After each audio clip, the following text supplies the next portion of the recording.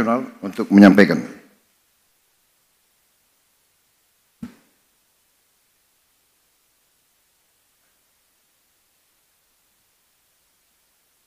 Bapak Presiden yang kami hormati,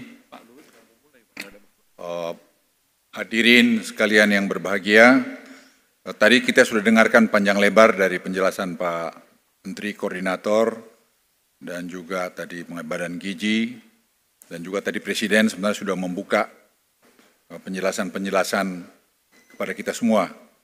Bapak Presiden, kami laporkan sejak Presiden memberikan instruksi kepada Dewan Ekonomi Nasional 1,5 bulan yang lalu, di mana waktu itu Presiden menginstruksikan untuk deregulasi, untuk menghadapi kemungkinan waktu itu tarif Amerika Serikat yang akan dikeluarkan oleh Presiden Trump. Dewan Ekonomi Nasional telah bekerja dan kita berkoordinasi dengan ketat dengan Menko Perekonomian dan juga dengan asosiasi-asosiasi seperti Apindo dan sepatu dan sebagainya, sehingga kita mengerti masalah yang terjadi di bawah dan apa yang harus kita lakukan. Nah, kami melihat potensi dampak reciprocal tarif Amerika Serikat ini dan telah melakukan simulasi, kami ulangi simulasi potensi dampak penerapan tarif reciprocal.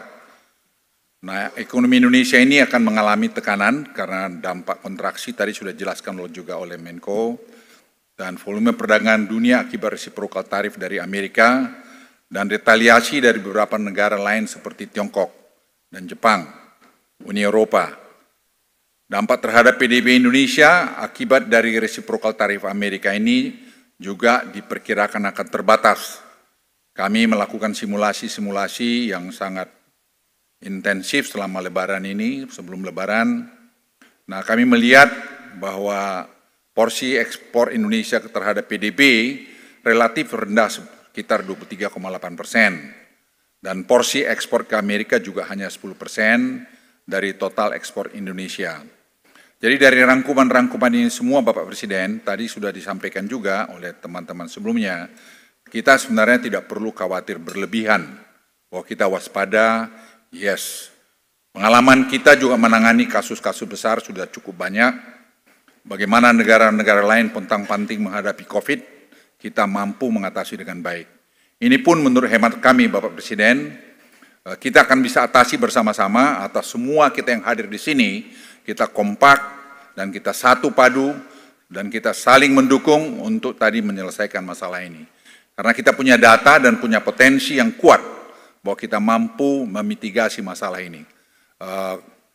Kemarin kami laporkan pada Bapak Ibu sekalian, dalam rapat pun Presiden telah membuat keputusan-keputusan yang cepat, yang menurut saya kami dari DEN tidak terbayangkan bahwa keputusan itu kemarin diambil menyangkut seperti deregulasi, yaitu menyangkut kuota, menyangkut juga hair tax, semua bisa diputuskan dengan cepat dan segera akan dieksekusi. Karena ini akan nanti mengkompensate atau mengabsorb tadi tarif yang 32% ke Amerika itu, dengan tadi rupiah yang kita diduga takut lebih dari 17.000, sebenarnya ini juga masih dalam batas-batas yang normal, sehingga itu juga bisa menjadi bagian penyerapan daripada tarif yang dibebankan oleh pemerintah Amerika.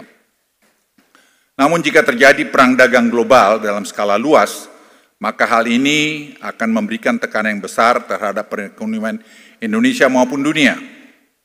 Terutama second round effect dari perlambatan ekonomi Tiongkok, yang kita tahu ekonomi Tiongkok sampai hari ini juga belum membaik seperti yang mereka harapkan.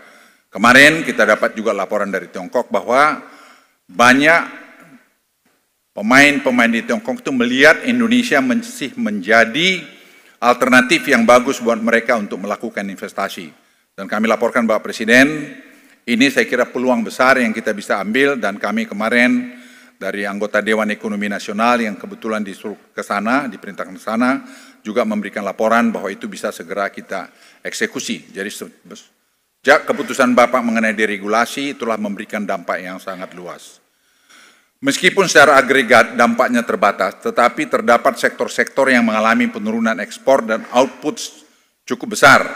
Ya, seperti perikanan perlu kita perhatikan karena menyangkut banyak ratusan ribu buruh, pertanian, lainnya seperti tekstil, produk makanan, elektronik, peralatan listrik, produk kayu, furniture, dan karet, dan juga produk plastik.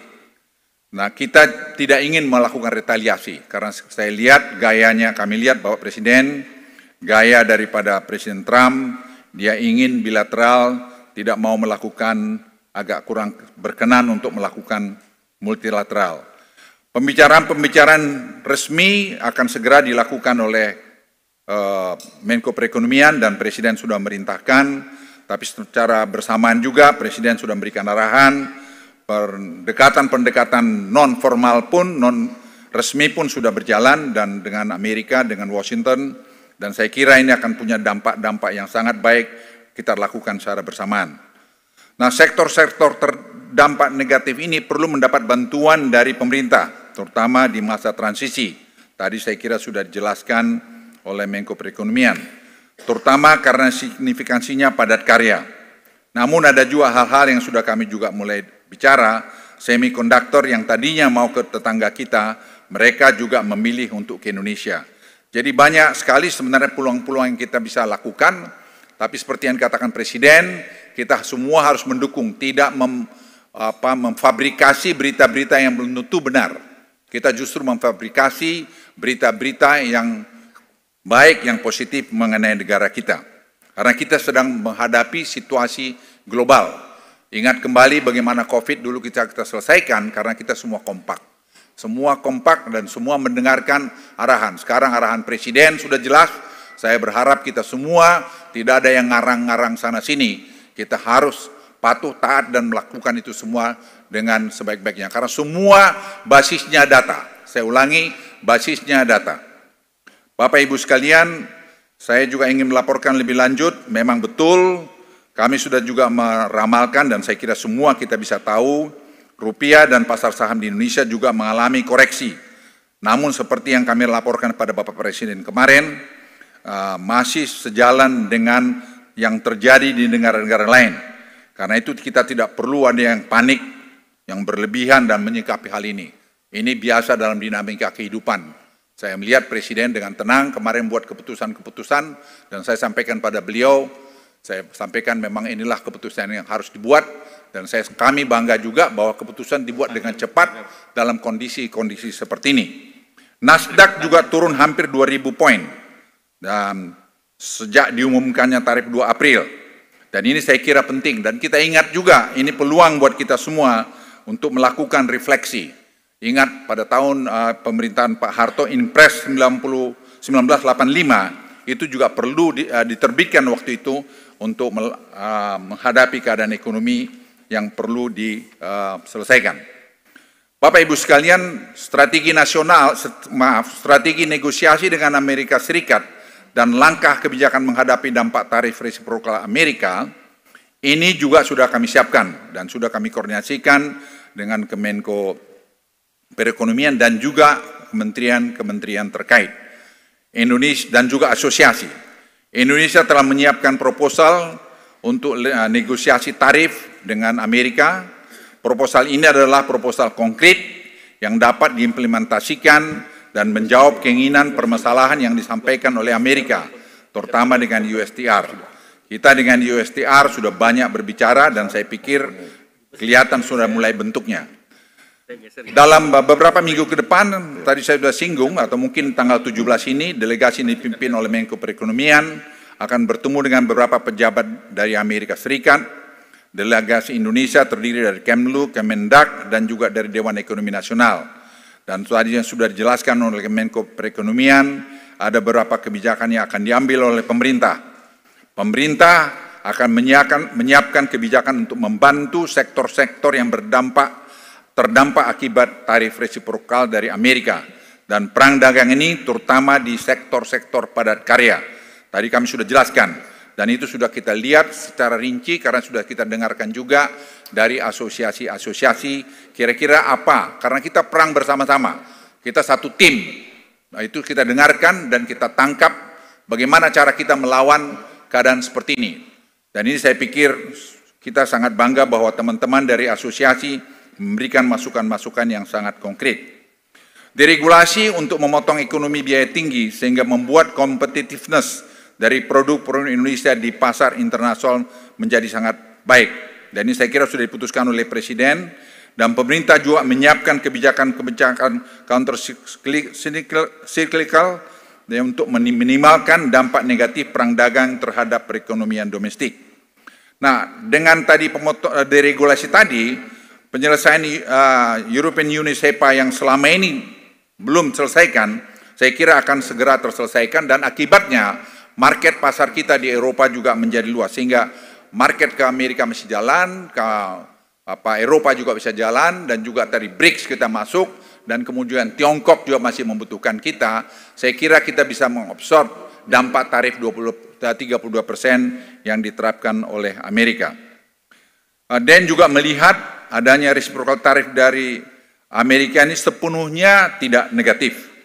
Repositioning perdagangan global yang bisa menjadi peluang Indonesia untuk menarik investasi dari luar negeri, menjadikan Indonesia sebagai basis produksinya. Apalagi secara relatif tarif reciprocal kita relatif rendah dibandingkan banyak negara-negara ASEAN yang lain. Karena itu deregulasi untuk memotong ekonomi biaya tinggi itu menjadi sangat penting. Ini yang kami juga koordinasikan dengan teman-teman Menteri KL, pengalaman kami sebagai Menko Marves tidak gampang. Dan kami sarankan pada Presiden kemarin, itu kita Bapak Presiden buat top down. Kalau mulai dari bawah itu akan dipimpong kiri kanan. Jadi ini Presiden setuju dan kemarin diputuskan top down. Sehingga itu semua kita harus patuh terhadap keputusan itu. Momen ini juga saya ngajak teman-teman semua, kita melakukan refleksi untuk menyangkut masalah efisiensi. Inefisiensi yang selama ini begitu banyak di semua lini, ini kesempatan kita untuk melakukan refleksi dan melakukan reform pada ekonomi kita untuk menjadi ekonomi yang efisien, yang bisa bersaing dengan siapapun. Bapak Presiden dan teman-teman sekalian, ini tadi tanggapan dari masukan dari Dewan Ekonomi Nasional, dan Dewan Ekonomi Nasional besok Kamis juga sudah mulai melakukan Zoom ketiga dengan Amerika, dengan Washington terhadap beberapa hal. Sehingga nanti paralel resmi dengan Pak Menko Perekonomian jalan, kita juga melakukan tadi Zoom call yang kesekian kali.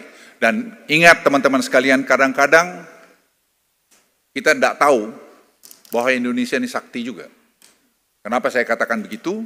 Karena tadi saya lapor Bapak Presiden, kita juga angkat isu-isu tertentu yang mereka ternyata merespons sangat positif. Dan mereka mengatakan, kalau Bapak Presiden kalian begini, kami akan begini. Dan saya laporkan Bapak Presiden, dan Presiden sedang menimbang itu semua, dan kalau itu terjadi, beliau sudah memberikan signal-signal yang saya pikir itu akan bisa membawa perubahan, justru reformasi ekonomi kita akan lebih bagus ke depan, dan positioning Indonesia makin kuat juga ke depan, karena hubungan kita dengan Cina sangat baik, dan hubungan kita juga dengan Amerika kita pelihara. Tadi seperti yang dijelaskan, posisi Indonesia bisa menggantikan banyak posisi-posisi lain. Hubungan kita juga dengan European Union bagus, dan kita kadang-kadang tidak tahu bahwa kita ini saya bilang sakti. Mereka mempertanyakan mengenai critical mineral, dan saya sudah jawab kemarin, Presiden sudah berikan green light, kita mau kerjasama dengan critical mineral, karena mereka sangat butuh. Dan kita sudah punya pengalaman di situ, dan saya kira kita tidak perlu ragu mengenai ini. Saya hanya ingatkan sekali lagi kita semua, kita harus bangga jadi orang Indonesia, dan kita bangga sekarang Republik ini dipimpin dengan tegas, dengan jelas, oleh Presiden Republik Indonesia, Presiden Prabowo. Sekian, terima kasih. Wassalamualaikum warahmatullahi wabarakatuh. Terima kasih.